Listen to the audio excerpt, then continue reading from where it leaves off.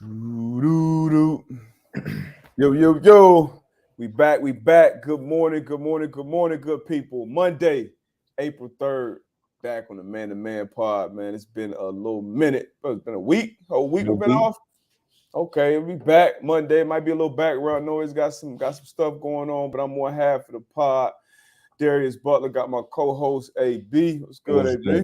What's going on? Hopefully everybody's having a good morning, man. How your morning going? Hey, morning's going good, man. It's championship Monday for me. You know what I mean? I know y'all, Howard's tournament didn't last too long, but made the tournament. That was big. Keep Howard out your mouth, man. You know what I mean? That was big. After 31 years, that was huge. South Florida put on the show this tourney. FAU did their thing, got all the way to the Final Four, but UConn championship tonight, San Diego State. So obviously I'm excited about that. Weekend was good. Huge game yesterday for sports in general, but especially for women's sports. Yeah. I felt like it was a great national championship. I know I'm assuming you were locked into that. We talked about it a little bit. No, for sure. Sure. The women's tourney, man, I would say this on both sides. Men and women's tourney's been unbelievable this year. Yeah. But to speak on the women's tournament, man, I think, we've seen some great basketball. And obviously yesterday, LSU, Angel Reese, Caitlin Clark, two amazing basketball players. Yeah. And unfortunately, we get to the point where it's a lot of backlash after the game. I'm pretty sure we'll get into that, on the other side, man. But again, man, shout out to your Huskies tonight. I think I'm actually gonna root for you guys tonight. Let's go. Again, like I said, yesterday's game was phenomenal. Our being down by 20 plus points, coming back, shooting the three, being able to get it down on single digits, man. But again, we'll talk about that. But weekend was good, man. Little man balled out. Little man had a great weekend, man. Flag football, soccer, and basketball. Little mama had a dance competition. Okay. And then our 7-on-7, we had a tournament this weekend and we lost in the semifinals yesterday. But eventful weekend, man. I'm ready to get on the other side, man, and talk some news. Yeah, let's do it, man. Shout out to my oldest too. She had a flag football tournament this weekend. Got her first pick. Okay. Of the season. They had out there corner. Okay. Number 3. Just good reaction. Attack the ball. Got 2 hands on that thing. Tried to get to the crib, but got the flag pull. So I told her I got to make a little everything DB video for her. But yeah, eventful weekend, like you said. We'll talk about it. It'd be probably a little hoop heavy today. Being it is early April. Obviously, we talk a little bit about turning men's and women's NBA. They're coming down to the wire. Obviously, some close calls is going to be when it comes to this playoffs and the play-in. Some other stuff. We got some NFL news as well, but everybody obviously stay tuned.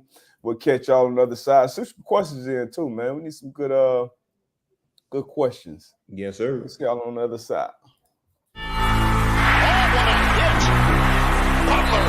Darius Butler. Antoine Bethea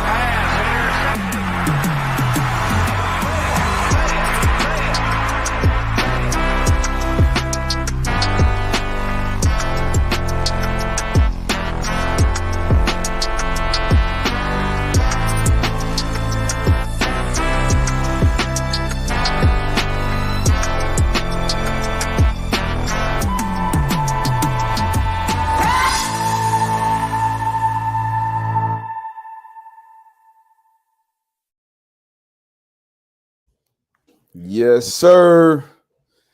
Hey, we might as well jump right into it, man. Let's go. We talked about it in the pre-show. A lot of Twitter been in the uproar for the last probably roughly 24 hours, I guess, 20 hours, whatever, since the national championship for the women's. Angel Reese, Caitlin Clark. A lot of people didn't like Angel Reese's celebration, trash talking, but like you said, you mentioned it. We both kind of spoke on it a little bit before the tournament as a whole. I want that to take away from how great the tournament was for the women. I broke all type of viewership numbers across the networks. And then it came down to the Final Four. First of all, South Carolina was a heavy favorite coming in. Yeah. They get knocked off by Caitlin Clark, back-to-back 40-point games. Just an unbelievable year. 40 Player of the year. Double. Yeah, she was special. You know, one of the I would say one of the greatest scorers, men or women, that we've seen in the college game. I think 3 years in a row she averaged 27 across those 3 years, which is crazy on any level, but especially collegiately. So shout out to her. But then LSU obviously, sealed the deal. You know, got it done. It's their first national championship, right? First school history. Yes, sir. Yeah, first natty in school history.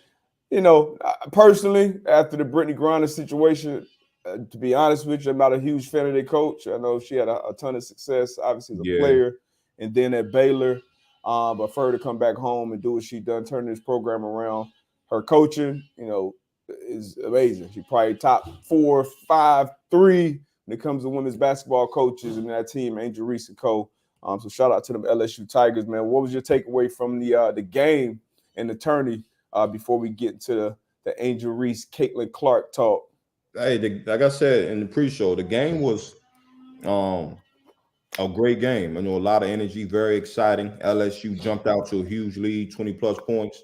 But again, being with our, having sharpshooters, Caitlin Clark and company, being able to shoot the ball beyond the arc, they was able to get the lead down into single digits. It was close there. Obviously, I think a lot of their big time players got into foul trouble. But again, LSU they were able to hold them off, and they was able to get their first national championship, man. But that was really good basketball. Yeah.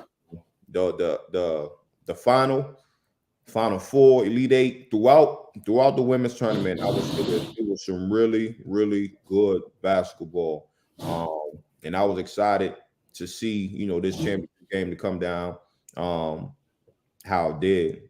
And then speak about the speak on Caitlin Clark and Angel Reese at the end of the game, right? And I wanted to get your take on it. Yeah, let's get to it. Well, for me, I love it.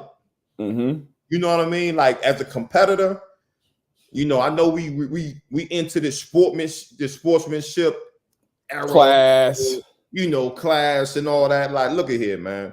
Like, when I'm a top dog and you the top dog, and if it's anything that's said, anything that's done, we gonna have that banter back and forth. It's gonna be the utmost respect. I respect your game.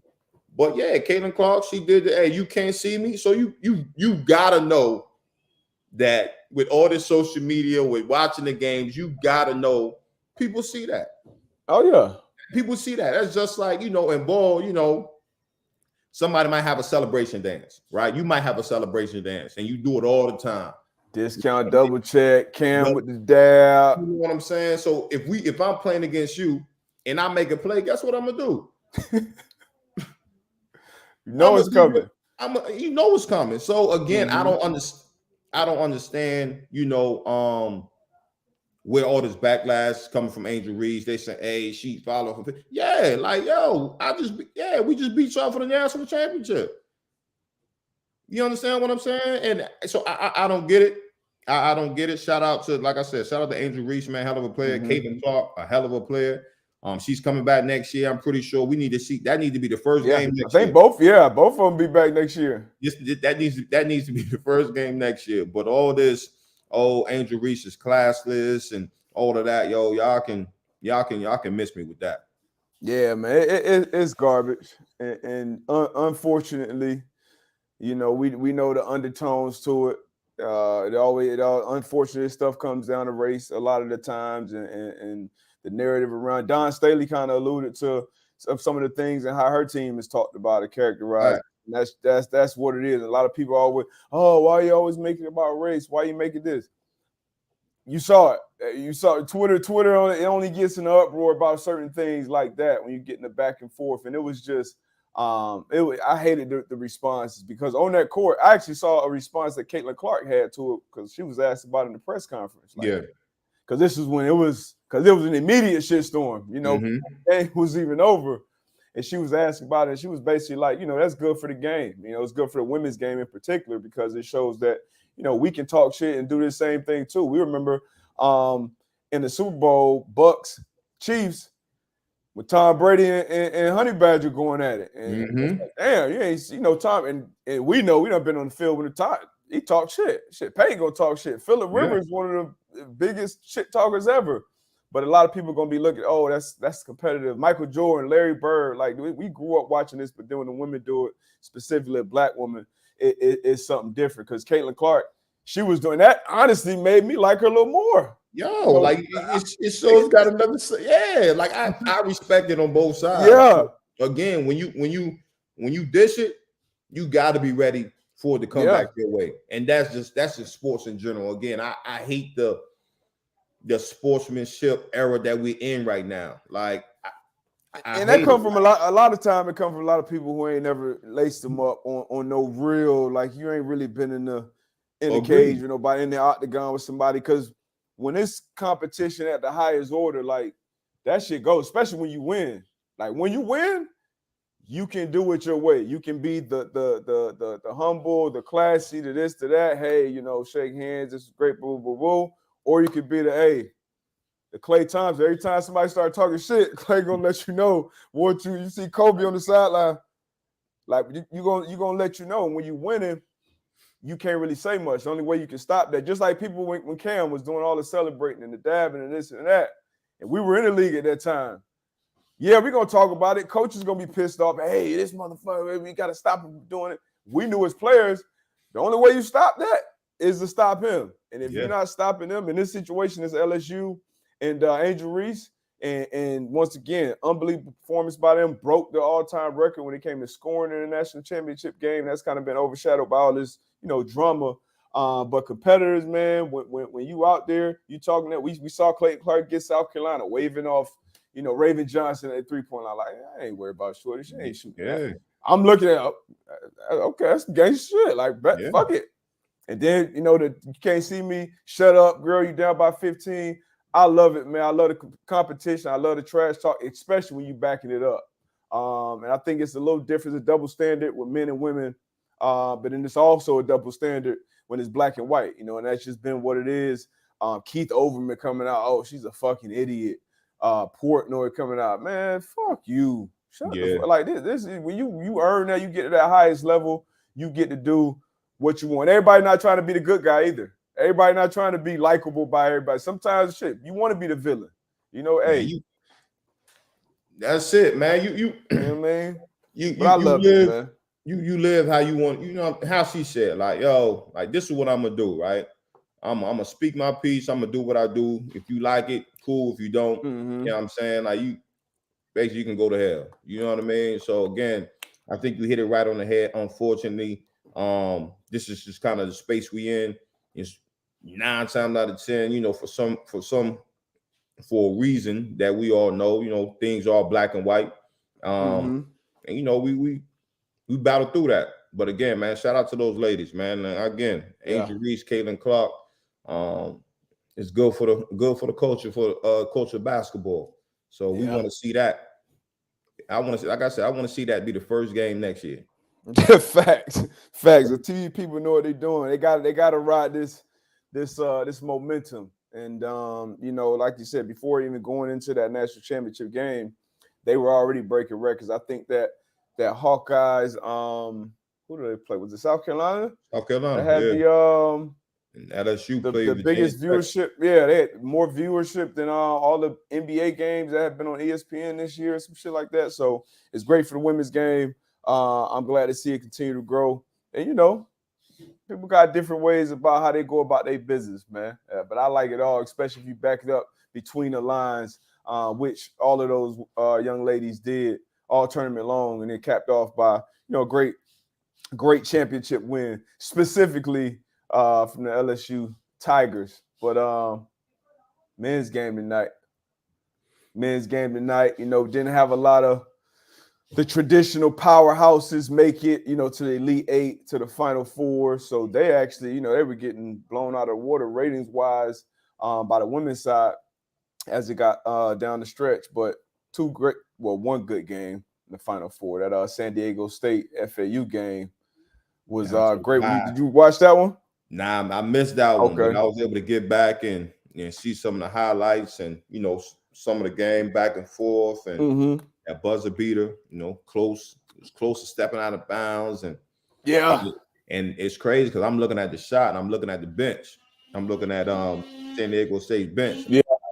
They must have known it. Like right when the ball left his hands, it was like half the team was up on the court running onto the court. So the clock was inspiring, and they probably know, hey, that's old boy shot. Butler, once he stepped back, elevated, it was a good look, great move, solid defense.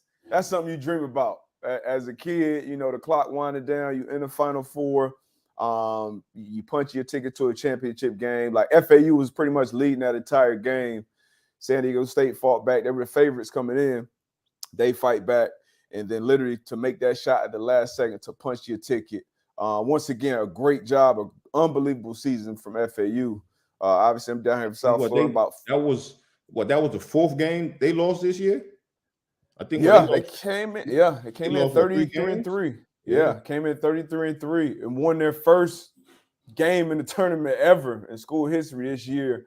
And they got all the way to the Final Four. So unbelievable season by them. But lose on the last shot. It's a tough way to go out, tough way to lose. San Diego State on the other side of that, they're excited punching their ticket. And then UConn, this is our fifth. I'm not sure. I know we won 4. This may be our 5th appearance, but first appearance since 2014. Haven't necessarily been challenged yet throughout the tournament, which kind of, I don't know, man, it kind of scared me a little bit. Just because every game, it could be two sides though. It's just like we peaked y'all peaked at the right time. You're playing good ball, and it could definitely build your confidence as a team. Like we made it all the way to the national championship game. Really haven't been battle tested, but again, to your point, it could be a situation where how are we going to react when it does get tough on us, when it does get tight? You know what I mean? Are we going to tighten up? But you can look at it both ways. Yeah, I ain't been concerned this whole tournament, so I ain't gonna be concerned going into the night. 9:20 tip off. Let me check the line right now. Last I checked, it was around 5 points. I think we were favored, of course. Sanogo, Hawkins back in the line. Oh shit. Favored by 7.5 now. So favored by 7.5 in the Natty, over under set at 132.5. Obviously, what I'm going with. The big man Sanogo. He's been dominant, all tournament, all year long. You talked about peaking for UConn. We started off hot, top 5 in the country for a long time, and we kind of fell off a little bit, got hot again as the year went on. I didn't really follow San Diego State much this year, honestly. But I'm expecting a good game, at least going into, the second half. And hopefully we finish, put them away, and it ain't too stressful down the stretch, man. But I'm glad you're on our side tonight, man. Yeah, I'm on your side tonight. How you feel about some of the big name schools, not making it to the Elite Eight, Final Four? I think it's good for basketball. Especially with, another era that we're in, the transfer portal. And things that guys are transferring to all type of different schools, and we spoke about it maybe a couple of weeks ago, where it was at one point, I don't know what part of the tournament we was in. I don't know if it was a Sweet 16 or whatever, but it was like or the Elite Eight. Out of those teams that were remaining, like what the starting lineups were like, and it was a lot of as far as transfers, seniors, and juniors. And it's something that, we're starting to see more, So I actually like the fact that, even though I think UConn is a story, blue blood is a story, team as far as on the men and women's side, but to see San Diego State, to see, FAU, and see some of these teams, down the wire, Final Four, Elite Eight, man, I like it. Yeah, I do too. Especially, and I think we may have talked about it when the tourney started. this is the best postseason in sports. You know, at least American sports. March Madness. You know, and you always know anything can happen. You're gonna have an upset here or there, but to not have a top 3 seeded team in the Final Four is crazy for the first time in however many years. It's crazy, and it just adds to that unpredictability. Over 1,000 transfer portal players in college basketball tournament won with different teams last year. Yeah, that's crazy. That's both sides. You know, Angel Reese committed to Maryland coming out, and then obviously ended up at LSU and win the title. Followed Kim there, Coach Kim, and then speaking of Caitlin, I know how to get your get back. Come on, transfer to UConn. Team up with Paige Buckets. Go in with Gino. We get back in that Final Four. Get your get back. Man, she got a right history in Iowa, man. You know, get your KD on. Fuck that. Yeah, shit, get the KD on. Nah, man, she got to do a thing. She and Iowa, she done got the team all the way to the national championship. Shit, I know bro, the way she was pulling up yesterday, bro. She's special, bro. Yo, I can only imagine what this offseason gonna be for, man. Shout out to her. But she ain't reaching them time right now. Absolutely. Angel, Flaugier. Damn, I can't think of the corner right now. Not the corner, the point guard right now, but she's tough too. And she transferred 2 or 3 times and ended up back with Kim at LSU. So yeah, the portal, I mean, I like it. Like you said, at least that unpredictability. But at the same time, it is something. It's different. I know the media people, the people on TV don't like it because I know the ratings. They felt the ratings. They felt the ticket prices drop because when the UNCs, when the Dukes, when the Kentuckys, the Kansases are in there, you're gonna have the eyes of not only the people that are fans of those long-time successful teams, but the people that hate them too. Like there's a lot of people that hate to see Duke succeed. A lot of people that hate to see UNC. You know what I mean? Et cetera, et cetera. So the TV people probably hate it, but as a sports fan, I love it, and I feel like it's a lot of parity right now, just kind of in general around sports. You look at the NBA with what's going on with the playoff race right now. Usually at this point in the year, you kind of know, all right, this team probably gonna win it. You know, when the Warriors is doing their thing, when the Cavs and the Heat. So I kind of like the parity right now we got in sports, in general for the most part. Outside of Formula One right now, you hit me. What was that last night? Same old guys, huh? Hey, I see you post, the top 3, Lewis Hamilton, I'm like, hey, man, it's the same old guys every time, It's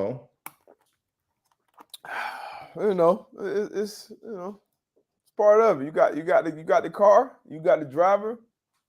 You probably gonna be up there, man. But sound good. Sound good. What you want to get to next, man? We got some talk a little NFL, man. We got some rule changes coming in this year. We're gonna have teams can now have 2 Thursday night football games per season. Limit is 1. I hate this. Already,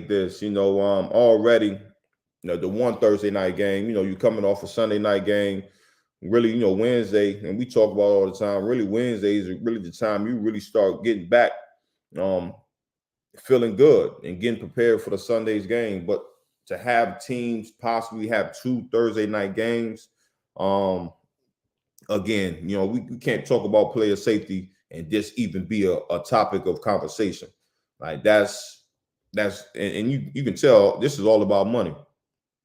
Yeah, I hate this. I can't even believe this is. When I saw it come across, I thought this was a joke. Because we've been talking about even especially coming off of last year, we had probably the worst Thursday night slate that I've seen in a while, at least. The football was bad. Obviously, you're always gonna have a ton of injuries. It's football, but bad slate last year, and then you come into this year and you see this rule change. I'm surprised it wasn't something written into the CBA that wouldn't even allow something like this. You already added the extra game, and now you add multiple Thursday night games, which is crazy. Like, the almighty dollar, that's the language that everybody speaks. That's the only color that people seeing. They drilling the shit out of them walls up there. So from my guy, Ari, Say his last name, D-Butt. Ari Mirov. The NFL announced that teams can now have 2 Thursday night football games per season. Limit was one, now that's changed. Flexing for Thursday night is not happening for now. This is from Albert Breer. The Thursday night football flex rule was tabled until May, per NFL Chief Media Officer Brian Rolap. My understanding, the league office and Roger Goodell in particular pushed hard for it, but there's been pushback from teams. Tabling it means that they don't have the votes yet. And from Albert Breer as well, NFL will now allow for team, multiple games, which opens the possibility that some teams could wind up off the hook completely in a given season. Will be interesting to get reaction from the first teams to get 2 Thursday night football games. Yeah, I hate it, man, because now obviously the good teams are going to be flexed into Thursday night. And Amazon, once again, that money talks. So Amazon spent a ton of money to get this game, and now the good teams, when it's getting later in the season, are going to be flexed into another Thursday night.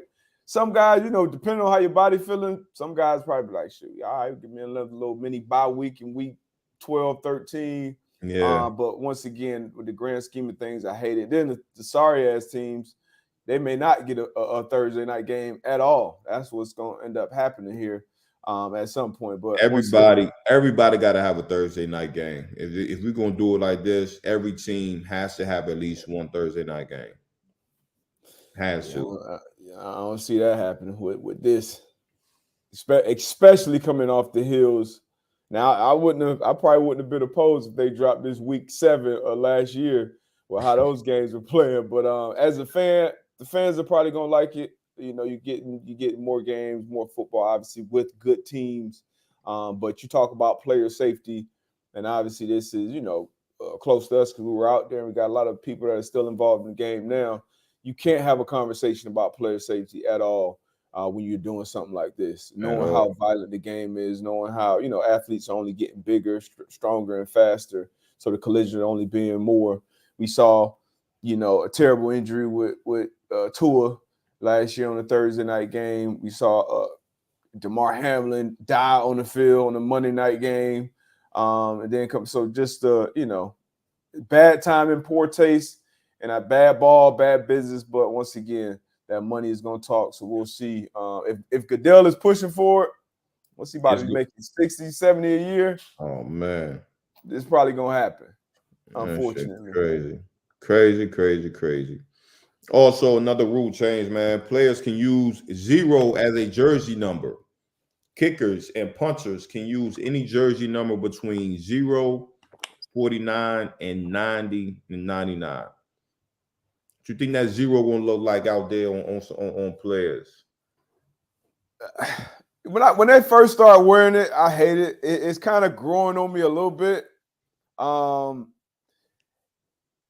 I don't know, maybe I'm just old school, but I haven't been a big fan of the jersey changes and like the single digits. I just felt like that's something that ends in college. Maybe I'm hating because I can't wear that deuce in the league. But and it do look hard with a lot of the players. You got to be a dog, obviously, to get out there and wear it. Shout out to Coach Prime. But this 0, I'm still not a big fan of the 0, man. I just ain't fully grown on me yet. It looks better than it did at first.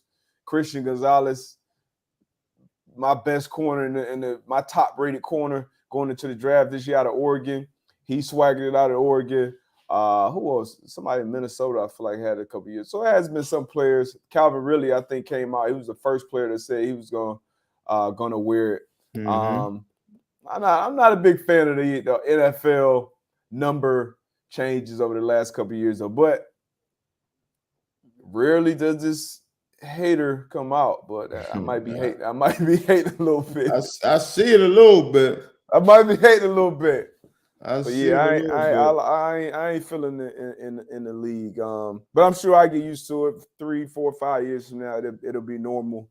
Guys with O in their last name, or I'm sure a lot of people make certain plays off of it. But yeah, so if the young guys got like it, Hey, who cares what my old ass got to say? What's your thoughts on it, though? I don't know. I don't know, man. I got to see it out there first. And again, it'll be something that's going to be different, something that we're not used to in the league. I definitely like the single digits. I definitely like that. I'm with you though. Wish they would have implemented that rule a few years earlier. But if they would have implemented that rule, maybe like in my 8th, 9th year, I probably still wouldn't have. Nah, you wouldn't have changed. Yeah, I would have rocked that 4-1. But with the 0, I might have to get that deuce. Yeah, I would have loved that 2. Yeah, 1 year. I'd take that 1 year just for the pitches alone. It's crazy though, because I think when you change your number though, I think you got to drop that bag too though. Yeah, you got to buy the inventory, right? Buy the inventory. So that's something, I'm like, nah, y'all can keep that. I can make me a little get Tia Frog, make me a makeshift 2 jersey, put the coats on there. I can hang up in the crib. But the 0, man, I think it might grow on me. I think it will grow on me. If somebody do it right. I think somebody that's the thing. Swagged out, I'm trying to think of in the league, like a position who could wear a 0 and be a dog, like a safety. So gotta be another another person that came out and said, Michael Parsons came out and said he was gonna wear it.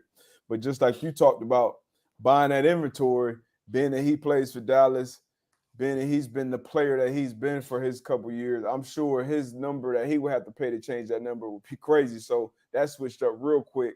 But I believe J-Ron Curse, the safety out there, to your point, big, tall safety. I think he switched to the 0. And I feel like that may look all right on him. I like how he plays the game, I feel like body types matter. Your jersey matter. How your numbers are on the jersey matters as well. He might be able to pull it off though. Man, and shout out to my young boy at Howard, man, Kenny Gallup, Jr. Y'all be on the lookout for young KG. He plays safety at Howard, and he rocked the 0. And actually, it looks good. It looks good on young KG. You know what I mean? So y'all be on the lookout for KG, man. He's gonna be one of the next up coming out of Howard. Hey, when AB tell y'all about the HBCU prospect, Jacoby Durant, who was last year? Obviously Joshua Williams. Yeah, he made a big play in the playoffs this year. Got a lot of burn out there for the Super Bowl champs, Kansas City Chiefs. What's that name again? Kenny Gallup Jr. Howard University, safety, and he from the 7-5, so you already know. Okay. Yeah. Okay. Oh, yeah, he already got the pedigree. You know what I'm saying? Got a couple more, man, rule changes. This one is going to be big. The NFL will keep their 32-team roster at 90 throughout the entire preseason, and then have 1 day to trim the team from 90 to 53. Again, they have 1 day to trim their roster from 90 to 53. When we were playing, I think it was 90 to 75, and then 75 to, I don't know, was it 2 cuts or 3? I think it was 2 or 3. We're gonna say I think it was 2 or 3. 90 to 75, and maybe 75 to 53, or I don't know. I don't remember. Yeah, but this is a big cut. Yeah, to make these decisions all at one time, this is big. And then I think it'll be a lot of shuffling, with teams, when they are releasing guys off their roster. It's going to be a lot of shuffling, but this is interesting. I'm wondering, why did they decide to make this move? Yeah, so I don't know, maybe coaches want to, I know for like veteran players, they love it because now it's less reps, less wear and tear on your legs in the preseason, during the preseason games, as the, I guess, preseason starts winding down. It's only 3 games now, but you got more guys out there to take practice and game reps. For the guys obviously trying to make teams, the longer you get a chance to stay on the roster. Sometimes it only take 2-3 good practices, and you start opening some eyes like, hold on, we might have to keep this guy around. We might have something here. So, or, you stay on for that last preseason game. So, I like it from that standpoint. XFL to XFL has been doing their thing. I haven't been watching it much, but I definitely been catching some here and there. So that's another opportunity for guys to get on. So whenever a rule change is made that I feel like will help guys have more of an opportunity to make a team, I like it. Like you said, I'm not sure why it happened, but I like it, now. But it is a big cut. It's going to be a big cut. So, yeah, they're going to have to make, this is half the roster essentially. They're going to have to make it in one day. But, guys, once again, you get longer to come into that building. Every day you get to walk into that building and swipe your fob and go in there. That's a blessing. That's an opportunity. So these guys, hopefully, I'm sure people will take advantage of this. So I'm sure we'll have some careers blossom from this that we probably wouldn't have seen with the rule being differently. So I'm a fan of this rule change here. Yeah. I don't know. We're gonna see, man. I think this might cause some ruckus, man. Or a lot of players getting cut. You say it might cause ruckus? No, I mean ruckus in the sense of because I'm thinking about it. I mean, to your point, as a veteran player, I'm cool with it. You know what I mean? We got 90 guys, really all the way through camp for real. So like you said, like the wear and tear on my legs, doing practice, and then even in the games, So I get that. I get it from that standpoint. But then just thinking about it on the back end, right? So you cutting 37 guys from 32 teams one day. In one day. Like it's gonna be a lot of shuffling, I feel like, within the first month. Because again, like obviously first month. And it's always, for the people that don't know, it's always shuffling. So you make that team, you get that first, hey, you get that call or that whatever, hey, you made the final 53. But to AB's point, every team making these cuts. So these GMs, these decision makers are looking around these different rosters. Hey, we heavy here, we're light in this position group. We knew, the Jaguars had, 7 receivers that are NFL worthy. They could probably have to get rid of 1 or 2.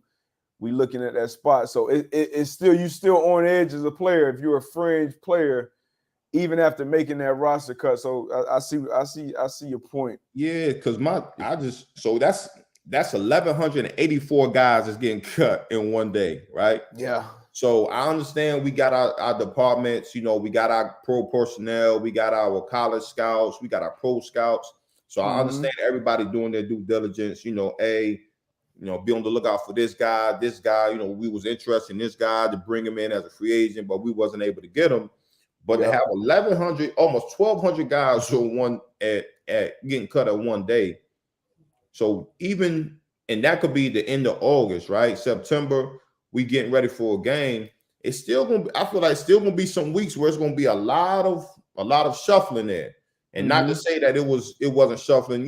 When it was 2 cuts, but again, I just think it's gonna be a little different. We're gonna see more guys moving around.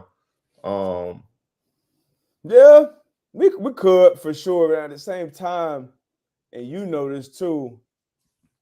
Even when you have that many guys still on the roster, you kind of know as that preseason starts to wind down, like, all right, it's probably, let's say 8 to 10 spots up for grabs going to training camp. So it's a lot of guys fighting for those spots. But at the same time, like, all right, these guys probably not going to be, these 15, all right, they probably would have been cut last week. We're going to keep getting these reps. So I don't know. It'll be something to keep an eye on. Definitely be interested. I would like to see, like every team, I feel like should have 3 quarterbacks, and I don't know how that it shouldn't affect the roster, or they should just make a special whatever for that. Because what happened in the NFC Championship game, we don't want to see that. And injuries are going to happen. That's just going to happen in the nature of the sport. But I think every team should be in a position where they're holding 3 quarterbacks. And it's hard to have 3 quality quarterbacks on the roster. Shit, it's hard to have one. Honestly, you look around the league and all the shuffling that always happens, and then it's tough to have a good backup, but then having 3. But yeah, I think the NFL definitely needs to make that change. But it's something to keep an eye on.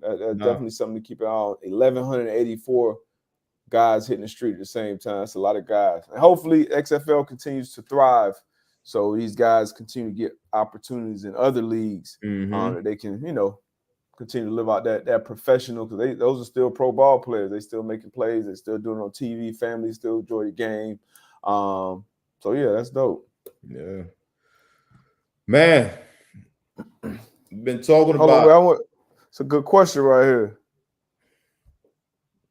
Van Albright, AB. It's the most surprising cut you've witnessed. I know you was there with Peyton with 18, but I feel like y'all kind of expected that though. Yeah, we kind of expected that. The most surprising, man.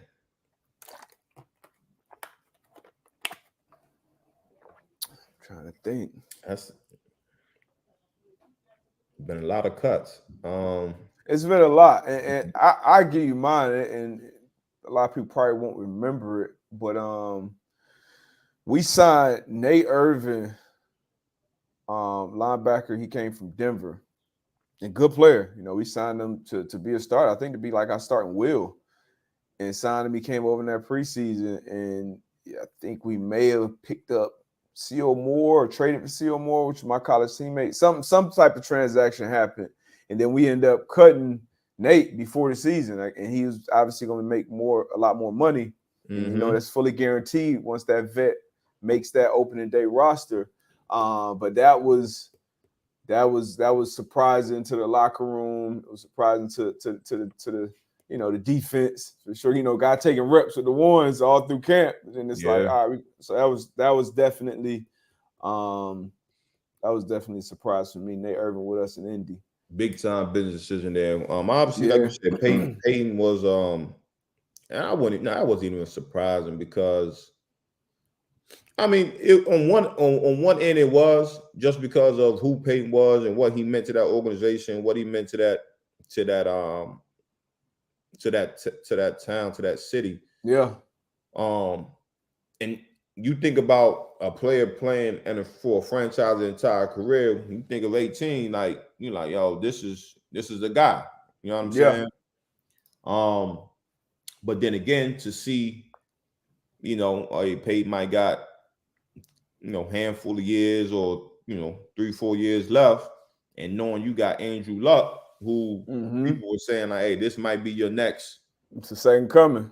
You know what I mean? So it was like you can kind of see it like, okay, if they decided to keep Peyton, you understood why. But then if they decided to part ways, you also could understand and see why. So it was surprising, but then when it was done, it was like, you hate to see it, but you got it as far as like the business aspect, as far as the organization. Okay, we trying to take care of the organization for 10 years down the line.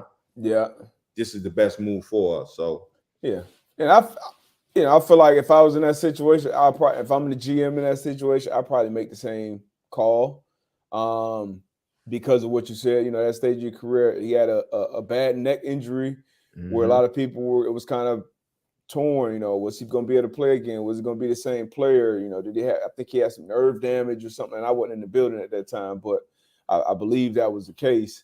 And then, like you said, you got essentially the future in your draft who you expect to be there for another 10, 15 years, and hopefully have a situation like the Packers had where they can go from one Hall of Fame quarterback to another. So definitely get it. But as a teammate of both of them, what was that locker room like? Like, because you feel that, and then he goes on, and we had success against him when he came back and played us, but he goes on and breaks records, win a Super Bowl. What was that feeling like when the decision was actually made? Like when that really hit your phone or whatever, like, hey, it was out of here. Like, I mean, it was shocking, because again, like I said, like when you think of Peyton Manning 18 and Sheriff, it's like, yo, like he's gonna play here his entire career, especially as a rookie coming in. It's like, yo, like this guy, he's could be the mayor. He could do whatever in this in this city. You know what I mean? So he's gonna be here for forever. And then to your point, when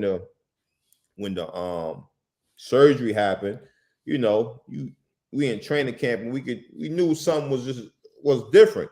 Mm-hmm. And Kerry Collins, was able to come in and rob us for $4 million.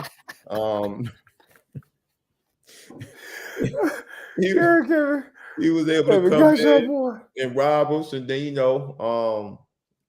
shout out to my man Painter, but it was a rough go, and then from there, when it happened, you think Orlowski got some snaps?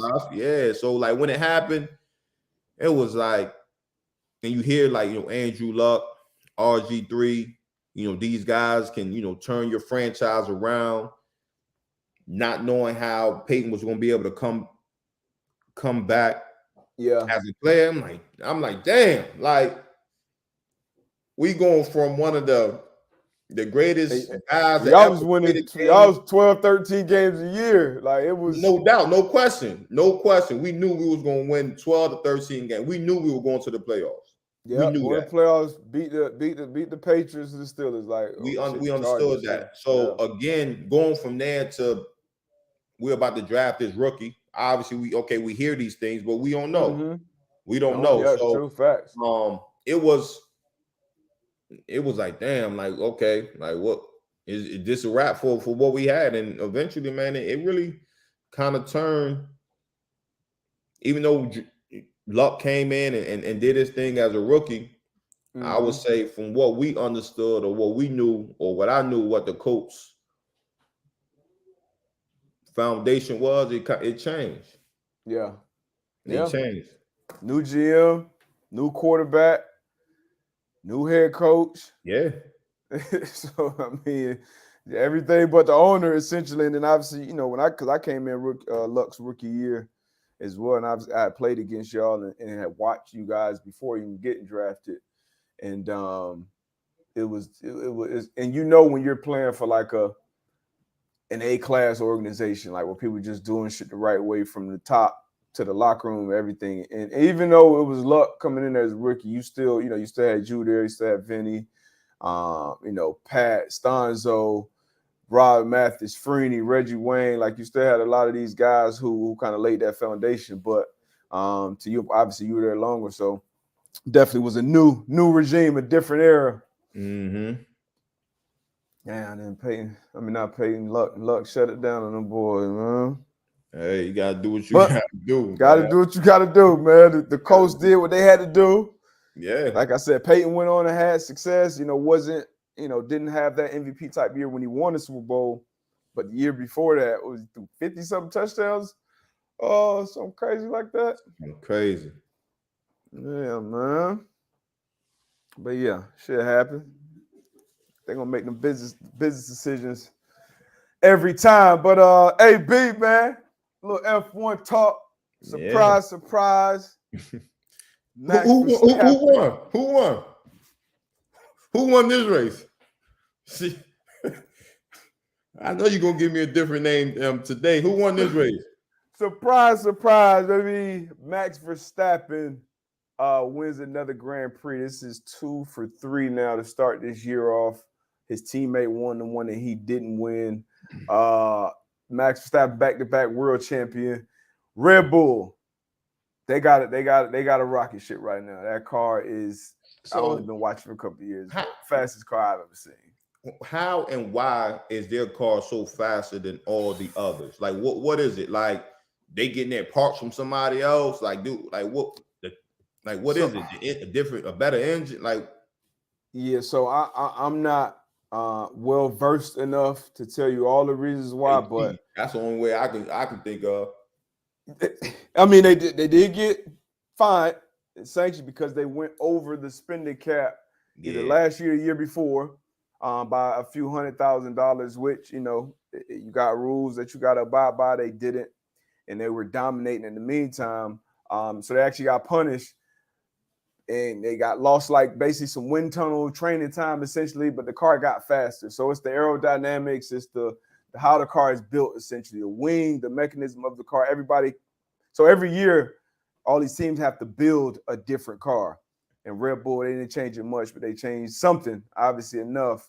And even still, as dominant as they've been this year, a lot of people think that they're still hiding their true pace. Like they're still like, because they're saying like, look, they're a little embarrassed of it almost because they think if they really show how fast they are, the FIA is going to come in and try to limit their advantage. But they're dominant. They've been dominant all year. Mercedes qualified second and third, so they started second and third on the grid.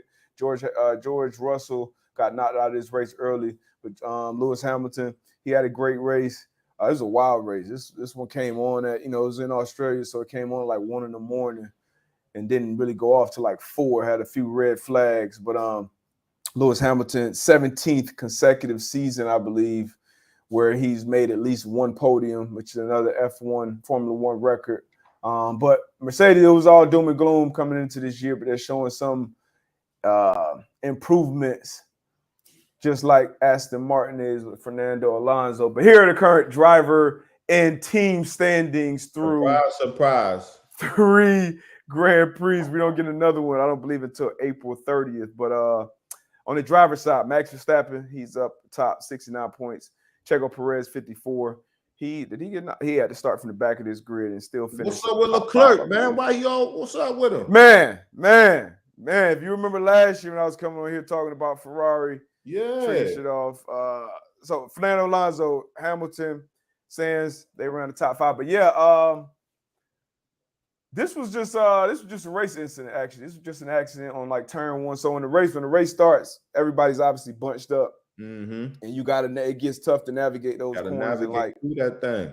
Yeah, turn 1 is usually where a lot of this action, a lot of these accidents happen. So I think they have a red flag here, but Charles Leclerc got knocked out of turn 1. Ferrari, just in general, they haven't had the pace, they haven't had the speed this year that they had last year. Last year, I felt like they actually had.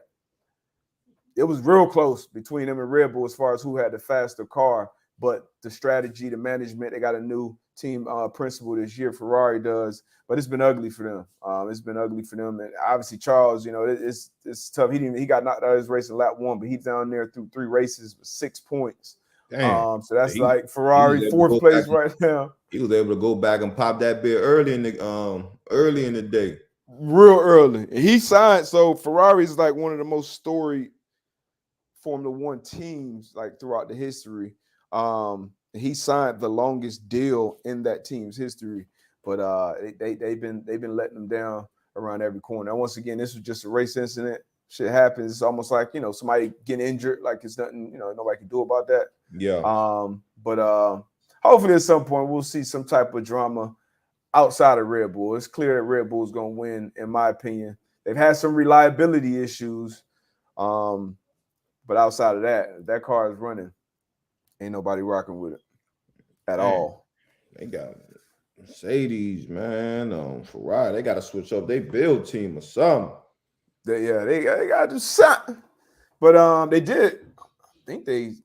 I know they fired the team principal last year. I think they changed up it would definitely change some other things too. Man, pod. This is Tone. I produce Yodi, but has any driver ever won every race in the season? No, they have not. Matter of fact, I think Max, it may have been Max, but I think he won like 15 or 20 races or something like that. 15 of the last 20. I think the record would have been 16 or 21.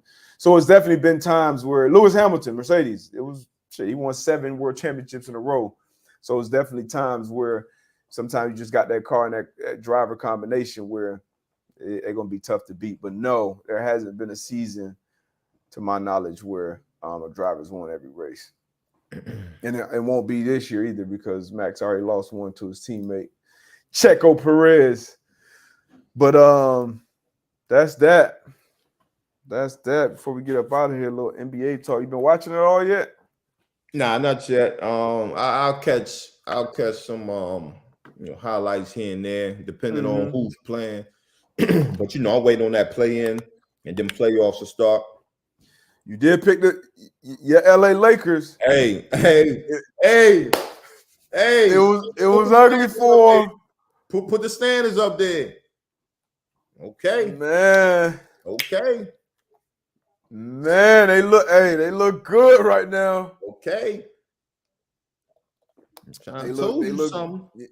They look real good right now. Like I said, it was ugly for him before, but Anthony Davis has been on them.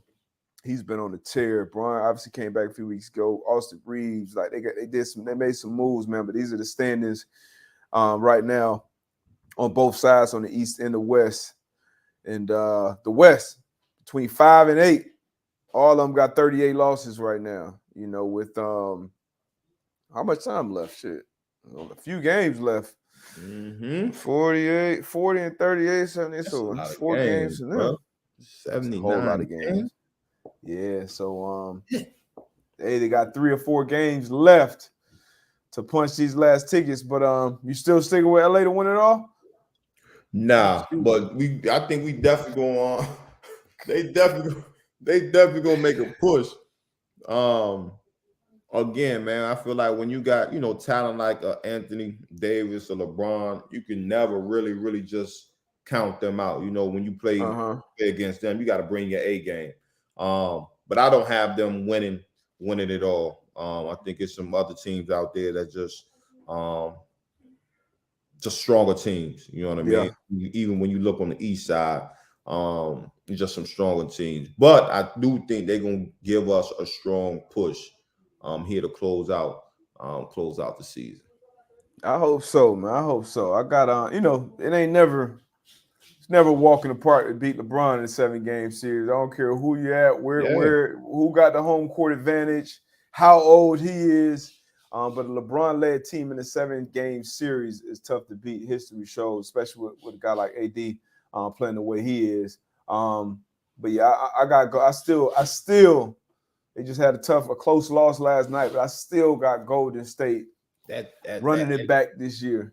That Golden State look different, man. I don't know. It does. It look a little different. It does, but I trust him. I trust the coach. I trust the team.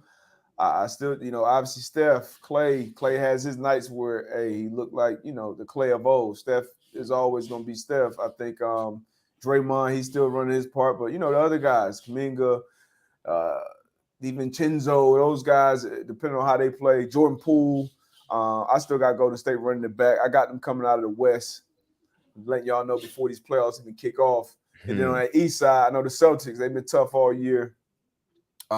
Philly looks good. I think they had an MVP right now with Embiid. I know you were high on them when him and Harden first linked up. Yeah. But I got the Bucks. I got the Bucks coming out of that East. So I think it's gonna be a Bucks Warriors championship. What's this? April 3rd, 2023. With the saw in the back. I like the Bucks pick, but in the West, I'm sticking with Phoenix. Sticking with Phoenix. KD back. He healthy. KD. But just be careful in the warm-ups. That was some of the goofiest shit I ever seen. But shit happens, I guess.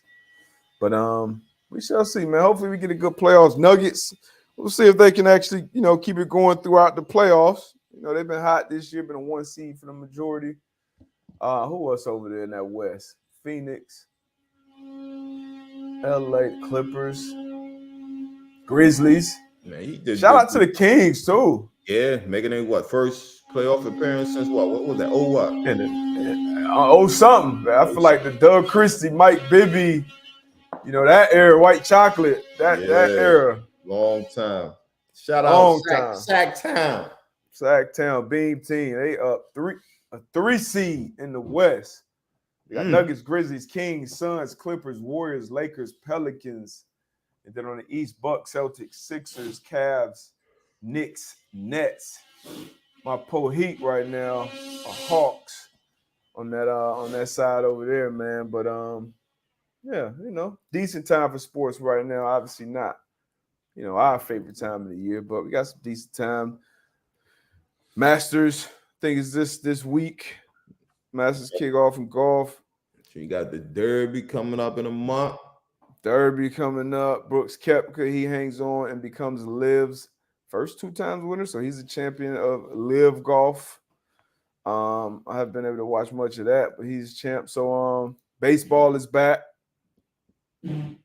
Got some stuff going on in sports, man. Yeah. But tonight, 9:20 tip-off, I believe. I'm gonna catch UConn. Time to hoist it, man. I got us winning 7.5 in the Natty. They cover. It's a lot of points, AB.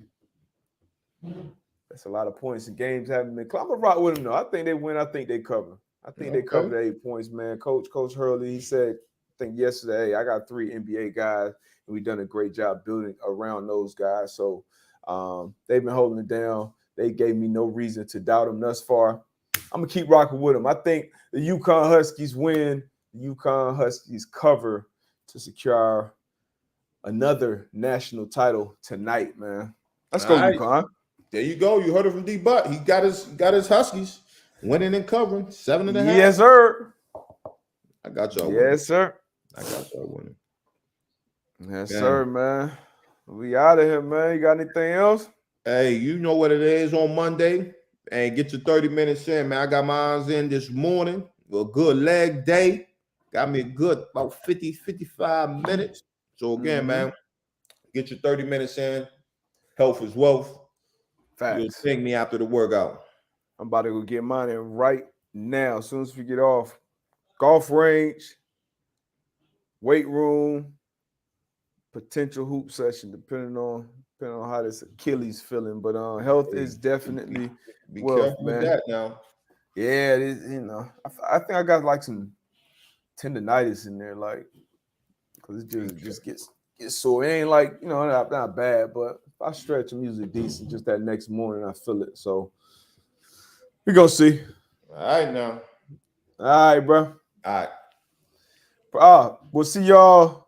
First of all, I don't know how this just came to my head, but there's some crazy storms, tornadoes in the Midwest and the South. Definitely thoughts and prayers. Everybody impacted with that, man. Take care of yourself. Be safe. Some scary stuff. It's a good one too. Drink some water. It's hot outside in some places, man. But Monday we'll be back for sure. I know AB got something going on Thursday, and I may as well. So for sure, Monday, stay tuned in the socials at the Man to Man Pod to see about Thursday's show. But for sure, we'll see y'all Monday, April 10th. Appreciate y'all. Yes, sir. Yes, sir. Hey, got that wall out there. Darius Butler.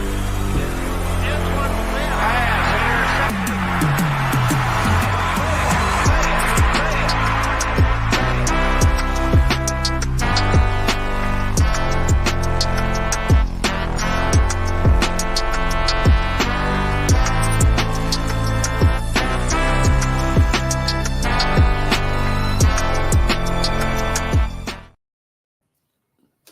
All right, we go.